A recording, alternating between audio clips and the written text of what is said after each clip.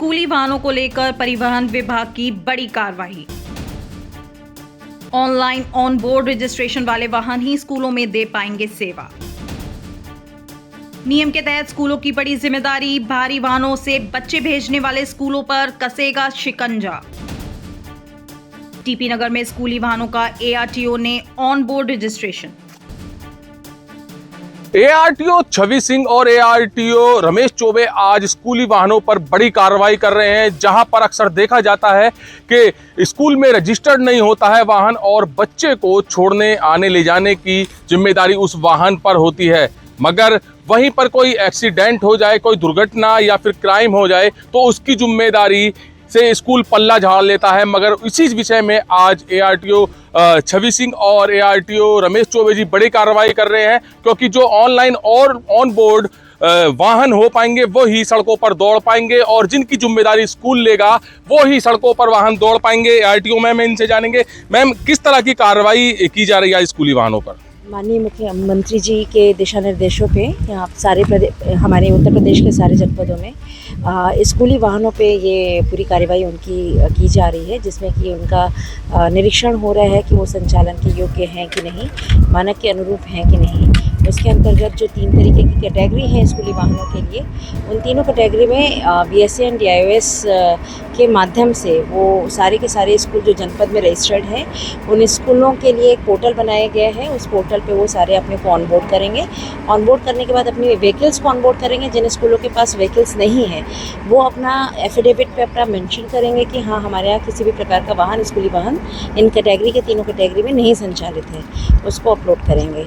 और जितने वाहन ऑनबोर्ड होते हैं उनका निरीक्षण, जब सारे के सारे स्कूल ऑनबोर्ड होते हैं उसके साथ साथ वाहनों का निरीक्षण जो है हमारे परिवहन विभाग द्वारा किया जा रहा है, जो कि हमारे एआरटीओ प्रवर्तन, हमारे पूरे विभाग मतलब एआरटीओ प्रवर्तन सर के दिशा निर्देशों में वो सारे निरीक्षण का कार्य किया जा रहा है। मतलब मैम जो स्कूल जिम्मेदारी जिस वाहन की लेगा वो ही सड़कों पे चल पाएगा?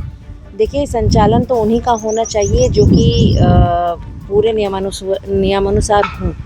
तो जितने भी वाहन हैं जो कि आपके सही हैं वही उनका ही संचालन होना चाहिए और वही करेंगे, क्योंकि इसमें अगर कोई स्कूल जो कि पहले ऑनबोर्ड कर दिया कि मेरे यहाँ कोई वाहन नहीं है और उन्हीं के यहाँ के कोई वाहन अगर चलते हुए प्राप्त होते हैं तो जिससे उन पर कार्रवाई की जा सकती है।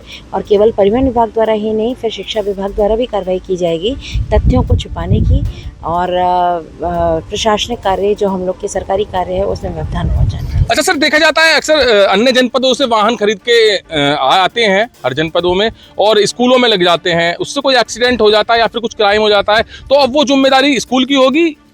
हाँ, क्योंकि स्कूल को अपना एफिडेविट देना होगा कि हमारे यहाँ जो ऑनबोर्ड व्हीकल हैं वही संचालन में है, इसलिए एक ये व्यवस्था इसीलिए की गई है कि आप ऑनबोर्ड हों और आपकी गाड़ियाँ ऑनबोर्ड हों, उसके आधार पर हम निर्धारित कर सकें कि हाँ, आपके ही स्कूल में ये वाहन चलते हैं। और अगर जो गार्जियन अभिभावक हैं उससे हमारा अनुरोध है कि अपने बच्चों को जिस वाहन से आप भेजते हैं उनको स्कूल से अटैच कराएं, तभी वाहन का संचालन कराएं, अन्यथा आपके बच्चे खतरे में हैं।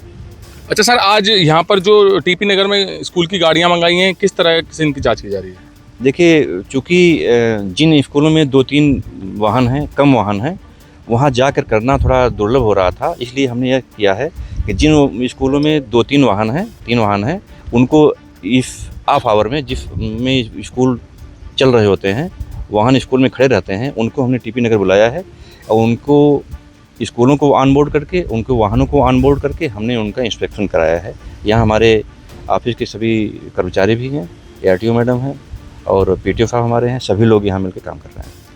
तो अक्सर देखा जाता है कि अभिभावक भी कुछ चंद पैसों के लालच के चक्कर में प्राइवेट वाहन कर लेते हैं, मगर उससे हादसा और क्राइम होने के चांसेस ज़्यादा बढ़ जाते हैं। इसी संबंध में परिवहन विभाग यहाँ पर बड़ी कार्रवाई कर रहा है और जो स्कूल से अटैच हैं वाहन, उससे ही बच्चे जा पाएंगे स्कूल, ऐसा प्रयास कर रहा है। ऑन बोर्ड ऑनलाइन जो रजिस्ट्रेशन होंगे स्कूल के, उसी पर ये वाहन चल पाएंगे। और जैसा कि एआरटीओ रमेश चौबे जी ने बताया है कि जो प्राइवेट वाहन है उसमें दुर्घटना के चांसेस ज़्यादा होते हैं या फिर क्राइम होने के चांसेस ज़्यादा होते हैं। जो सड़कों पर बिना रजिस्ट्रेशन किए या बिना स्कूल से अटैच हुए वाहन चलेंगे वो सड़कों पर नहीं चल पाएंगे या किसी स्कूल में सुविधा नहीं दे पाएंगे। एआरटीओ ने अभिभावकों से भी निवेदन किया है, अपील की है कि जो स्कूल से अटैच वाहन हो उस पर ही उसी के साथ ही अपने बच्चों को भेजें और ये बड़ी कार्रवाई केवल और केवल लोगों की सुविधा के लिए यहाँ पर की जा रही है। कैमरामैन विकास के साथ सुशील शर्मा, हलचल इंडिया।